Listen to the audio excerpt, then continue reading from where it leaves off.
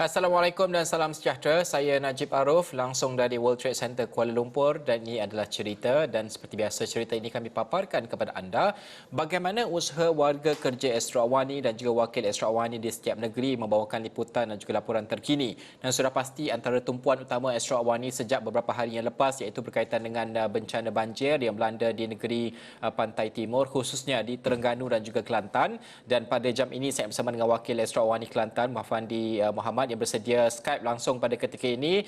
Fandi, bagaimana laporannya pada hari ini? Semalam kita dah bercerita bagaimana keadaan di sempadan antara Kelantan dan juga Thailand. Tapi pada hari ini, di mana yang Fandi lihat dan juga apa cerita yang mungkin boleh dikongsikan dari segi aspek memindahkan penduduk, penduduk-penduduk yang terjejas dan juga pemantauan SOP itu sendiri?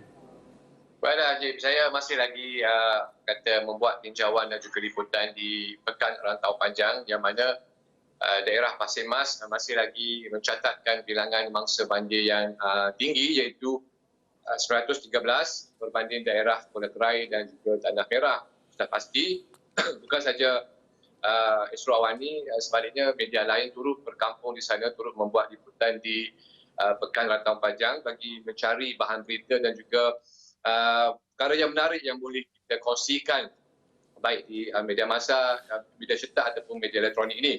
Jadi apa yang saya dapat simpulkan sepanjang liputan yang saya lakukan pada hari ini, keadaan Sungai Golok sudah mulai turun sedikit namun masih lagi pada bacaan paras bahaya.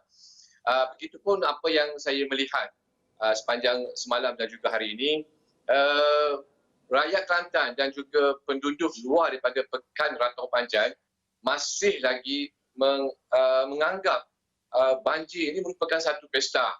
Dan daripada semalam sehinggalah ke hari ini tidak putus-putus rakyat Kelantan, orang ramai datang ke Pekan Rantau Panjang semata-mata untuk bermain air. Dan pada masa yang sama juga mereka berselfie, mereka mengambil gambar di dalam air apa semua.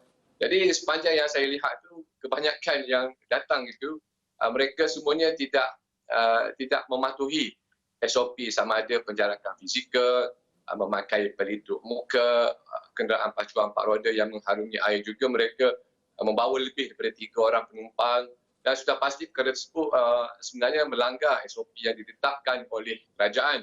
Dan seperti yang kita ketahui, Rantau Panjang bukan sahaja satu ataupun dua gelombang banjir yang bakal melanda, sebaliknya kalau ikut pada tahun-tahun yang sudah, kebiasaannya Rantau Panjang ini akan menerima gelombang banjir sehingga ke 5 ataupun 6 kali dalam masa setahun. Justru itu, penduduk di kawasan Rantau Panjang boleh diibaratkan mereka sudah lali ataupun kalis dengan situasi berkenaan dan mereka sudah dapat menerima hakikat. Disebabkan itulah ada sebahagiannya tidak mahu berpindah dan mereka lebih selesa berada di rumah. Kalau berpindah pun mungkin ahli keluarga yang terdiri daripada warga emas, yang terdiri daripada kanak-kanak yang mungkin menumpang di rumah sanak saudara. Dan apabila kita bercakap mengenai membuat liputan di kawasan banjir ini, Najib, sebenarnya kebimbangan paling utama para media, utamanya yang kita yang berdepan dengan situasi gelombang atau situasi arus deras ni, kita biasanya mementingkan soal keselamatan kamera sebenarnya. Bayangkan kalau kita naik menumpang bot, sama ada bot Jabatan Bomba ataupun Angkatan Pertahanan Awam, perkara yang pertama yang kita fikirkan ialah keselamatan kamera. Disebabkan kadang-kadang kita terpaksa orang kata meredah arus yang deras dan pada masa yang sama juga terpaksa bersama dengan anggota keselamatan untuk memindahkan mangsa banjir di tempat di lokasi itu. Jadi kita ingin membawakan liputan, membawakan footage ataupun visual yang menarik yang boleh menceritakan segala hal keadaan di situ. Namun pada masa yang sama juga kita berdepan dengan situasi ialah hujan, lepas tu binatang yang berbisa sebab kita lalu bot tu di celah-celah ranting pokok, di kawasan yang agak terselindung. Jadi mungkin perkara itu merupakan satu cabaran yang besar buat para media yang membuat liputan banjir. Di samping itu juga Najib, kebiasaannya apabila kita membuat liputan di kawasan berisiko ini, selalunya kita akan diiringi oleh pasukan keselamatan dan mereka selalu menitipkan soal keselamatan supaya kita ni walaupun dipakaikan life jacket namun situasi dalam kampung, dalam kebun getah, dalam ladang dan sebagainya, kita tak tahu di mana adanya dawai, di mana adanya tiang elektrik, di mana adanya situasi yang kita tidak boleh jangka. Kadang-kadang pernah berlaku sepanjang saya membuat liputan banjir ni, pernah berlaku bot yang berada di sebelah kita terbalik. Disebabkan mungkin propeller ni atau kipas dia tersangkut ataupun terkena dawai dan sebagainya, jadi menyebabkan terbalik. Jadi pada masa yang sama kita melihat rakan-rakan kita juga ada yang terpaksa terjun ke arus deras tu. Jadi kita pada masa sama juga nak ambil visual, namun disebabkan atas semangat muafakat kita pentingkan keselamatan. Kita selamatkan rakan-rakan dulu, barulah kita fikir macam mana kita nak shoot dan sebagainya. Itu merupakan cabaran yang dan juga pengalaman yang saya tempuhi sepanjang membuat liputan bencana banjir ini. Dan juga Najib, biasanya kalau tempat yang banjir ni, terutama di kawasan pedalaman khasnya, Kuala Kerai, di Manik Urai, di Manjur, di Pemberian, biasanya kita akan menghadapi akses internet. Ini yang jadi masalah. Pada masa yang sama kita nak kejar deadline, kita nak supaya berita kita tu ke depan, berita kita yang mula-mula disiarkan, namun disebabkan akses internet yang terhad, menyebabkan nak hantar visual pun susah. Jadi antara kekangan lah yang terpaksa kita hadapi, kerana bertugas dalam situasi yang cukup berbeza ini memerlukan kesabaran dan juga ketabahan yang cukup tinggi, Najib. Akses kepada internet itu saya fahamkan kalau kita boleh bandingkan dengan bencana pada 2014, ketika itu tiada pun rangkaian telefon ataupun rangkaian internet dan sebagainya. Tapi kali ini ada, cuma lemah sikitlah. Tapi pada masa yang sama pihak berkuasa tidak, kalau electricity itu mungkin dimatikan dan sebagainya. Kalau internet itu bagaimana keadaannya kalau digambarkan, bandingkan? Sebenarnya macam ni, kalau saya mengimbas sedikit berkenaan dengan banjir buruk tahun 2014 di mana pada ketika itu Astro Awani sendiri menghantar krunya ke sini bersama dengan bank SNG untuk membuat liputan secara langsung. Namun disebabkan kekangan dan juga jalan yang terpaksa tidak boleh dilalui kan ditutup akibat dinaiki air, menyebabkan akses tersebut tidak dapat digunakan. Dan apabila kita hendak ke kawasan yang terputus hubungan pada tahun 2014, kita terpaksa meminta bantuan daripada pasukan keselamatan dan juga pandu arah daripada mereka kerana kita tidak mengetahui situasi di situ, kedalaman air di situ.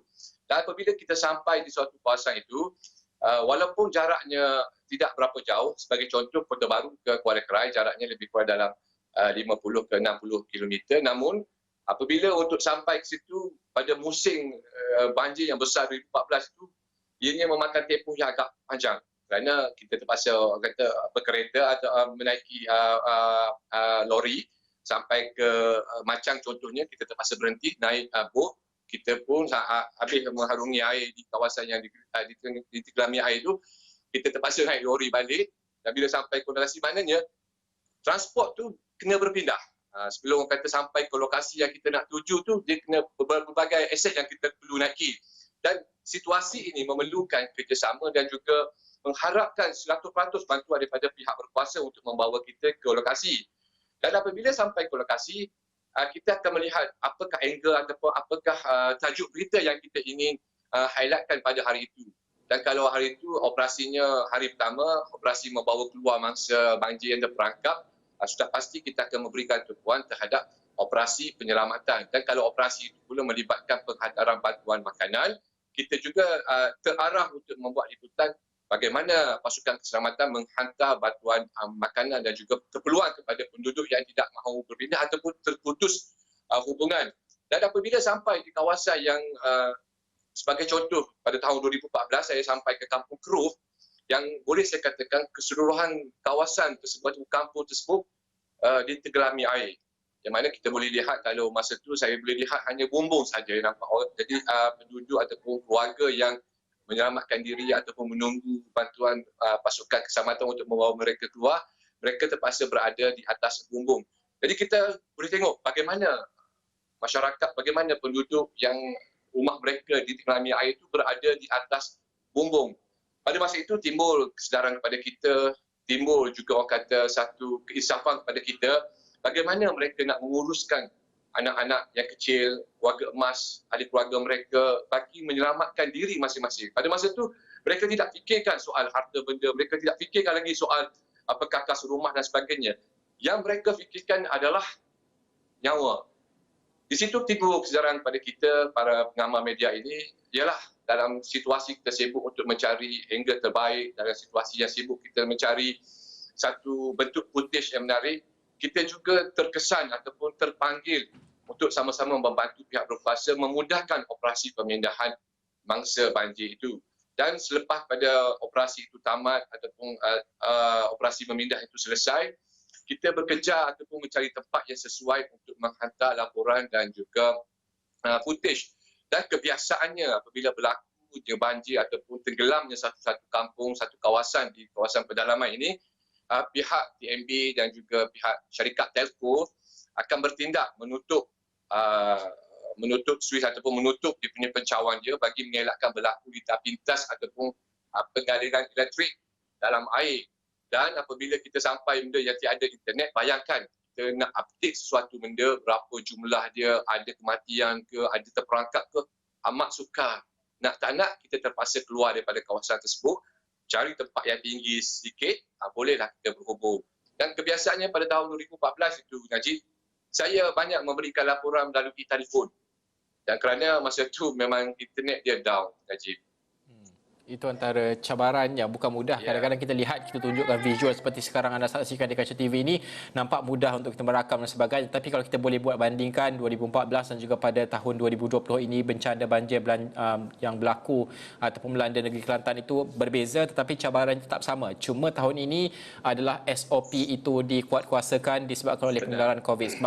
Okey, terima kasih Fandi. Fandi akan terus membawakan laporan situasi semasa banjir di Kelantan. Kami muatkan di laman web kami astroawani.com, dan setiap rutin Awani kami akan pastikan ada angka terkini, ada perkembangan terkini, dan saya percaya seluruh rakyat Malaysia juga mendoakan kesejahteraan penduduk negeri Kelantan yang kini berdepan dengan bencana banjir dalam keadaan SOP semasa dan terus mematuhi SOP, dan juga pastikan keselamatan anak-anak, ahli keluarga dalam keadaan banjir pada ketika ini. Kita akan berhenti rehat seketika, kita akan kembali selepas ini dengan cerita banjir di Terengganu pula.